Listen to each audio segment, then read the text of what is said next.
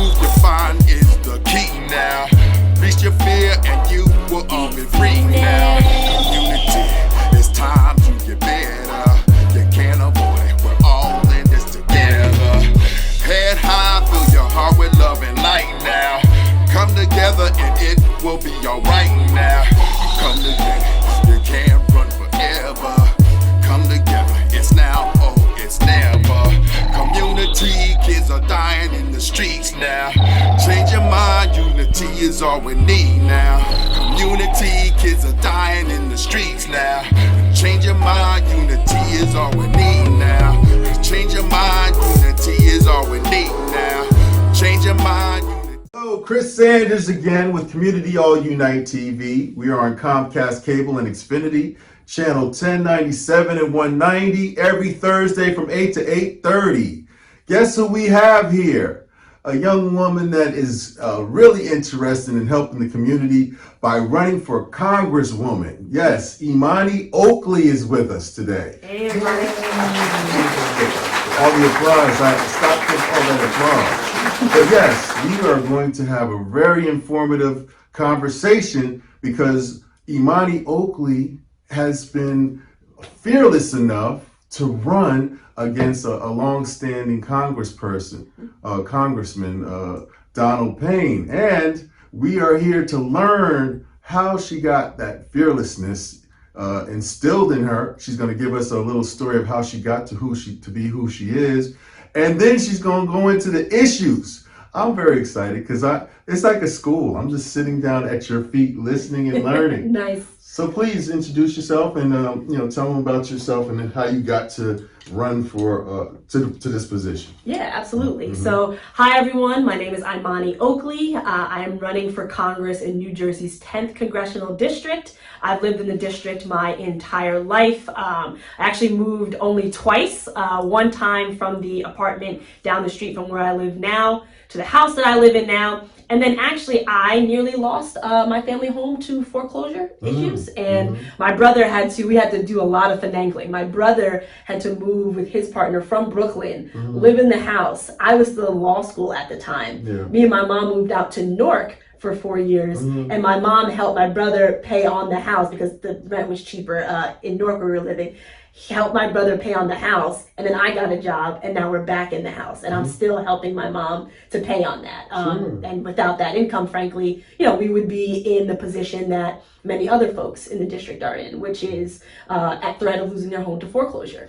And so, lived in the district my entire life, and one thing about me is that I am a firm believer that if we are going to change things in this state and in this country, it's going to really, really require us to hold steadfast to the values that we have, especially progressive values, and fight really hard and strategically against unjust systems in all of their forms. All of my life, just like I'm sure many of your viewers, I'm sure yourself to some degree, have lived under the stress of different unjust systems. So the unjust system of racism, unjust system for me, sexism, unjust system for us all of capitalism. And it's time that we had people in government who are willing to hold hands with the people and stand side by side with the people of this district and fight that fight with them as opposed to kind of just leaning into and giving into those systems. And I believe that government is an excellent vehicle to make change because if you notice, whenever governments make some type of change, it's permanent. Or it takes a very, very long time to repeal. When government puts out a law or a regulation, it's very, very difficult to get it removed if it's bad. And on the flip side, if it's good, it can make change for generations. And so, at an early age, I decided that I wanted to get involved in government. Fresh out of law school, I worked for the United States Senate. I was a constituent advocate there. And interestingly enough, my portfolio consisted of foreclosure and mortgage issues, consumer protection, taxes, as well as student loans. And then from there, I went on to work for the New Jersey legislature as a deputy chief of staff there. And then from there, I went on to work for New Jersey Working Families Party as the legislative director there. And then my job following that, I worked for an organization called Movement School, which teaches folks from marginalized Black backgrounds, so Black and brown folks, LGBTQ plus folks, working class folks, how to run campaigns, insurgent progressive campaigns for candidates in their area. Because typically training like that is a lot of money. I mean, I've had trainings outside of Movement School before, and they can run like $250 for 2 hours, right? A day can be like $500. And if you're a working class person, you know, you can't really spare that money that readily like other folks can. And so what that creates is this void in our communities where we don't have people running the real candidates that they need to have run because they don't have the skills. And so Movement School set out to give people those skills. And I worked there for a long time, and I was also a fellow before I even worked for them. I was a campaigns fellow where I learned all those skills myself, and now I decided to take on this fight. Right now, we've all been left out in New Jersey. We've been left out by especially machine party bosses who see our neighborhoods as nothing more than financial and political playgrounds. And they have even literally manufactured a democracy for themselves in the form of New Jersey's ballot design, which is literally the most unique in the entire country. We are the only state out of all 50 states that has this ballot design. And what it does is it puts establishment and machine-backed candidates all in one long column. It's often called column A, but it can also sometimes be column B, but also it's often column A. And what that does is to a psychology of a voter, and there's actually a study done by a Princeton professor as well as New Jersey Policy Perspective, one of the largest think tanks in New Jersey, that this actually severely disadvantages challengers, and especially progressive challengers who tend to be placed on random places on the ballot. So you have this one long column of folks, and then you'll have people like Bernie Sanders. I mean, you saw this in 2020, who was placed like way off what we like to call ballot Siberia. He's off to the side by himself. So a voter's eyes aren't necessarily going to look over there unless they're looking for him. The other issue with it is that folks get confused as to where they can vote. I actually had an aunt who was a Bernie supporter. She wanted to vote for Bernie Sanders, but she also wanted to vote for Senator Booker or Congressperson and some other people down ballot. And because Bernie Sanders was off by himself and Joe Biden along with Cory Booker on down were all in this one column, she actually didn't know whether she was allowed to vote for Bernie and Booker and on down. And so this contributes to voter confusion. And when you have voter confusion, you have things happen like, oh, well, I'm just not going to vote for this person I actually want. I'm just going to vote here because I don't want this to be thrown out. You have people vote in 2 boxes, which definitely means, you know, that vote will be thrown out because it's going to be counted as invalid. Or people just throw up their hand and say, I'm not going to vote at all. Like, this is too confusing. That is not good democracy. And the fact that we don't have a good democracy advantages machine-backed candidates. And so, you know, we constantly get left out by these machine-backed candidates because they only have that position, not because they care about their neighborhoods, not because they really want to fight for the people of this district, not because they see problems and they want to remedy them, but because they've donated a lot of money to the party, or they were placed on a commission or a board where they were just yes people, where a party boss said, you know, I have this business venture I want to do. I need you to do something with that regulation so that I'm benefited. And they go and do it, and it's called showing loyalty. That's kind of the term that the political folks use. And then, you know, the people get left out, and party bosses, which most of which in New Jersey are old white men, get benefited. And that's not right. My opponent currently benefits from this system. He's been given the line every single year that he's run, which is for, you know, 5 cycles now. He's done nothing to speak out about this issue. He's done nothing to speak out against the foreclosure issue that's happening in this district. We, as of 2019, we're #1 not only in the state, but the entirety of the country for foreclosure issues, most of which are negatively impacting older Black and brown folks. He, until the other day when he found out he had a challenger, he's done nothing with regards to the environment. And everyone knows we have a severe issue with lead here. We have a severe issue with air quality here that's contributing to childhood asthma in the area. We also have a thriving immigrant population.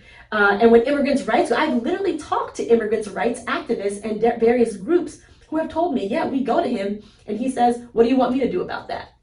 you're a congressman. What do you think people want you to do? They want you to legislate. Right. And so having somebody in their seat who, acts like this and conducts themselves in this way towards people with real problems who need real solutions is not acceptable, which is why I'm going to replace him. I've lived in the district, so I can intimately relate to the people of this district. But also, I have extensive, as you just heard, extensive experience in politics and government. So I also have the wherewithal and the skills to actually get into that seat and really make something happen for the people of this district. And that's exactly what I plan to do come election time in June. So now, if you were going to compare yourself to a congressperson that's in there, who would you say is like a mentor to you? Yeah, there's a few. I mean, I would say definitely Cori Bush, for sure. We have a lot of similarities. She was an organizer before she became a congresswoman. She also unseated a legacy candidate a legacy incumbent rather, who inherited the seat from his dad and was doing nothing for the district. So, Black woman. So there's a lot of similarities there. I also think AOC is another one that I think that I could compare myself to. Again, insurgent candidate, has that fire. I'm a little low key right now because I respect you and your show, but I can turn it up if if need be. Right. And I think Bernie Sanders as well, because we have a lot of the same policy stints as far as our left leanings on policy, and so I would say Bernie Sanders to a degree. And this one may not be as obvious, but I also think to a degree Obama. A lot of people saw Obama once he was kind of president or senator and kind of more established, but before that he was an organizer.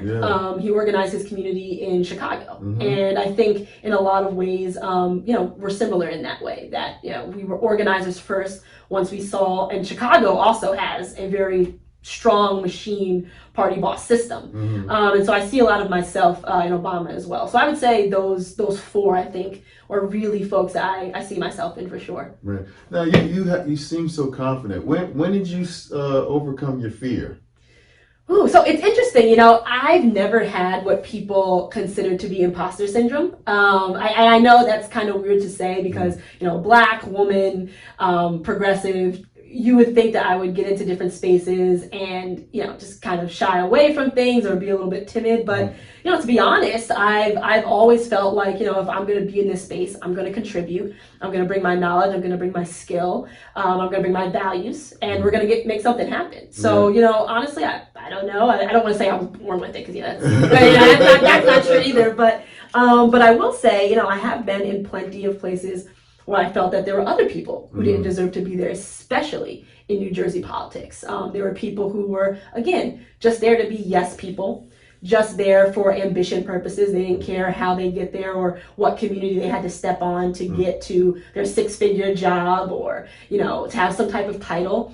And that's never been me, and I've never respected those folks. But I've always felt like, whatever room I was in, I deserved to be there because I worked hard to be there and I know my stuff. So got it. So all this experience is what caused you to be sort of out there with this fearlessness. Oh yeah, I got into politics first when I worked for the United States Senate. I came fresh out of law school and worked for Senator Booker. And it was an interesting experience because it was just before he was about to run for president.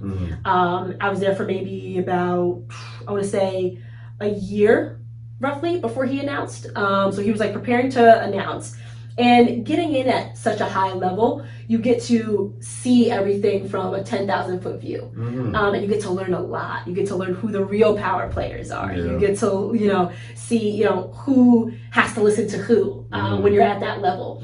And so I think, I left Booker's office because I ultimately did not feel as though he was as progressive as he should have been, especially for the brand that he had built and, the money he had built and the name recognition he built for himself. I'd expected and hoped for something that was more progressive, and so that's why I ended up leaving the office ultimately. But I am thankful I had the experience because I did, again, get to really learn New Jersey politics from a very high level early on in my career, which gave me a lot of the skills and the knowledge that I needed to then push the bar further down the line. Sure. So what is your foundation? As far as your strength, where does your strength come from? I would say my strength really comes from being fueled by the fact that like I know what these folks are doing. You know, a lot of the times they'll have a constituent who and most people, you know, they're into politics, they vote, but they'll vote for president, but they're not like steeped into it. They don't know like the nooks and crannies of things. And why should they? They have to put groceries in the fridge, they have to get their kids to school, they have to, you know, make sure their parents are taken care of health-wise, right? They have other things to do, which is why they elect people to represent them. And what fuels me is knowing that, listen, I know every single player and I know all the nonsense that they're into. And I am absolutely not afraid to call them out on it. And I'm absolutely not afraid to replace who I need to in order to make sure that our communities are properly served. And, you know, other than that, I think the values I've been given have been really through my family. You know, we always joke in my family that, you know, if you're going to be an Oakley, you better have some tough skin, because if you do something wrong, someone's going to tell you about it and you're going to call you out about it. So I think that's a value that I can say I've taken with me through my public life. Like, yeah, if you do something wrong, you know, I don't care how close we are, like you're gonna hear about it. At first, I'll be polite about it and I'll tell you in a meeting or, you know, in private or something like that over a phone call. But if past then you decide not to do anything because for your own selfish reasons, things will get a lot more public and a lot harder for you. So, you know, I think probably some family values tap into that as well. Right. Did you do that to Booker? I did. I've actually, I have criticized him both inside when I was inside the office, as well as once I left. And you know, when I first started criticizing him with the kind of the stuff, and really at first it wasn't criticism, I would say it was suggestions, because I was a staffer, so I was suggesting different things he should do, suggesting different policies, letting them know folks were angry about different things, and I made suggestions as to how he could fix those. And at the time, the thought was, well, we can't do that right now because he may be about to run for president, and he's, you know, most of the country is moderate, and so he has to be a moderate right now. And I didn't think that was a good enough excuse because people need stuff. It doesn't matter what your ambitions are. People need things. So I did do that while I was there. And then once I left, you know, if people had asked me why I left, I've been honest about it because I think it's necessary and critical that we hold representatives accountable, because they're not there to purely serve their ambitions. And to be clear, I'm not against ambition. Ambition can be good if it's fueled in the right way. Ambition is what gives people the bravado to stand up to, say, toxic Republicans in Congress or, you know, wherever.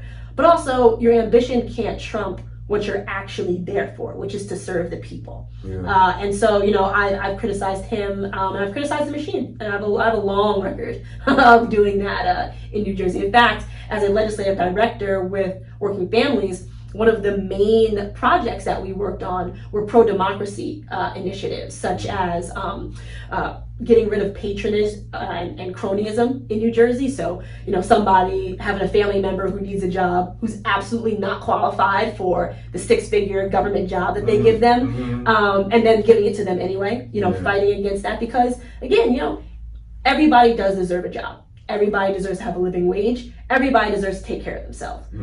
But not at the expense of the community. That's something that we can't accept and that we can't have. And so we fought a lot against that, as well as to fix New Jersey's ballot design, which we discussed a little bit earlier. We fought considerably to get that changed so that it's the bubble ballot form, which, by the way, is used in states like North Carolina. And, you know, in the North, we point fingers at the South and say, oh, look at all the ballot box games they're playing down there. They're so, like, corrupt. There's voter suppression. But we're doing it right here in New Jersey. And that is not acceptable. It's not acceptable whether it's in the North or in the South. And we have to stop pretending that it is.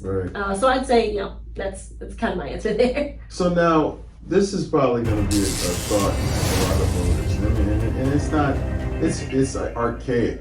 An archaic thought is, how do you control your passions? You know, sometimes people express their passions with anger. Sometimes they express their passions by getting loud and almost uncontrollable. You know, so in your case, it seems like you have, being an attorney helps you learn how to communicate yourself without getting your passion or your emotions involved. So was there a time where you thought that you struggled with that, or do you have no problems with it at all?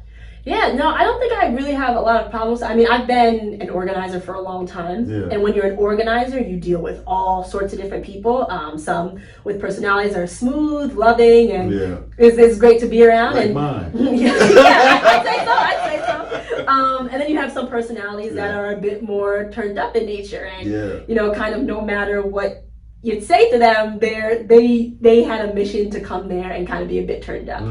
And I think interacting with all those different types of folks has given me a full spectrum, and it just allowed me like the training needed to be able to deal with all types of people. So I mean, I think it's at this point in my career, I've been organizing for years now that it's a habit and something that I think everybody has to grow into. I mean, when I first started organizing and I had people just like yelling at me, like sometimes you have people yell at you like, why aren't you doing this? Why aren't you doing it? Why isn't that happening? And you're like, whoa, okay. And like at first you're kind of jarred and you're like, you want to, say something back, but then you're like, well, you have to stop and put yourself in their shoes and maybe see why are they so frustrated. And when you do that, you realize like, they're not actually frustrated with you, the organizer, who's trying to fix the issue with them or trying to fix whatever issue in the community is.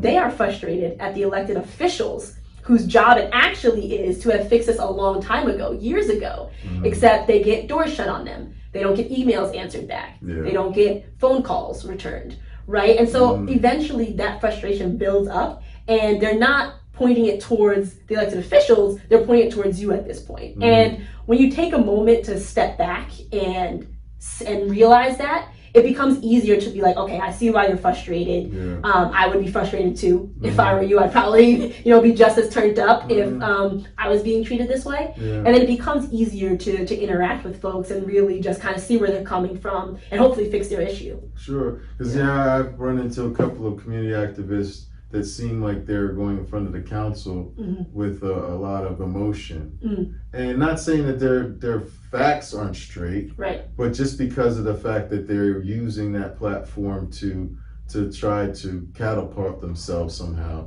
it becomes where all the council get turned off at their presence.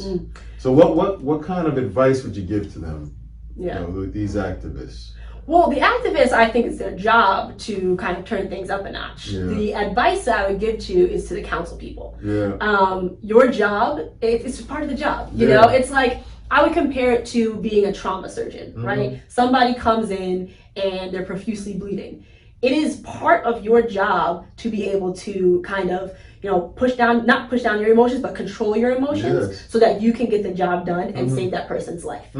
As a council person, if somebody comes to you after you've ignored their emails, after you've ignored their calls, after you've screwed something up in their community, and you haven't done anything, and they come to you upset, well, first of all, you could have avoided that by actually fixing their problems, meeting with them, talking with them. You could have avoided it. You didn't, and now they're there. Now it doesn't matter how they talk to you or how frustrated you are. It is your job to fix that issue. And we don't have enough people in New Jersey in elected positions who realize that. And it's really, really, it's critical that we start getting people in office who realize that and who also want to really, truly help the community. And, that's why I'm running, and that's why I think that people will see that in me throughout the course of this year that I'm campaigning. And come June, I'm very confident that people will vote for somebody who will actually work for them. Sure. So which policies and issues are you